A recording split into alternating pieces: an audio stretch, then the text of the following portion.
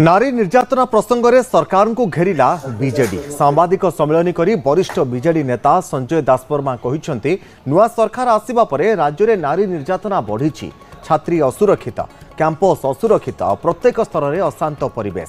बालेश्वर एवं पुरीर बलंगा घटना पर पुरी ब्रह्मगिरी मां बालीहरचंडी पाखरे दुष्कर्म। ब्रह्मगिरीर घटना राज्य में कंपन सृष्टि करिछि। पीड़िता गुरुतर अवस्था मेडिकल चिकित्सित होउछन्ति। पुरी जिला बालीहरचंडी निरापद नुहे बोली मध्य कहा जायछि। आ दीर्घ समय धरी दाबी होई आसुछि पुलिस आउटपोस्ट करा जाऊ बोली। केवल पुरी जिला नुहे सारा राज्य में पर्यटन स्थली को सुरक्षित रखा जाऊ बोली मुख्यमंत्री निकट में दाबी करिसेंति संजय दासवर्मा। 2 दिन तले राज्यर प्रमुख पर्यटन स्थली पुरी जिल्लार ब्रह्मगिरी निर्वाचन मंडलीर मां बालीहरचंडी पीठठारे जो भली जड़े छात्री को दुष्कर्म करागला एवं गला काली ये संपर्क रे गणमाध्यम रे किछि किछि खबर आसिला परे जहाँ सबू घटना घटी ताकू आपण माने जदि अनुसंधान करिवे किभली भावरे सारा राज्य रे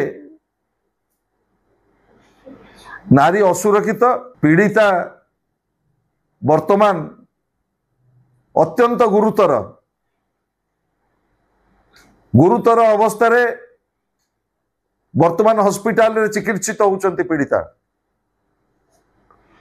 एवं जो अपराधी माने संपृक्त ता भितरु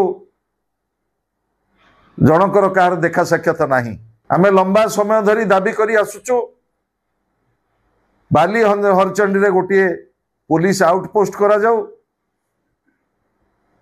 मोर दाबी रहिबो पुलिस प्रशासन पाखरे तुरंत बालीहरचंडी रे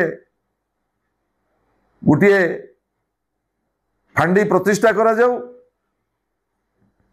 एवं आज सारा राज्य रे जो भली भाव रे उद्वेगजनक घटना सब घटी घटी चली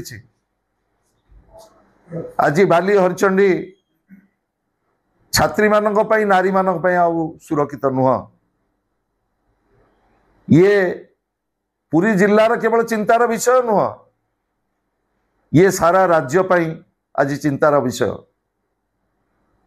मोर मान्यवर मुख्यमंत्री पाखे दाबी रहिबो, प्रशासन पाखे दाबी रहिबो, केवल पुरी जिला नुह सारा राज्य रे जेते पर्यटन स्थली रही सबु पर्यटन स्थली की सुरक्षित रखा जाऊ। कॉलेज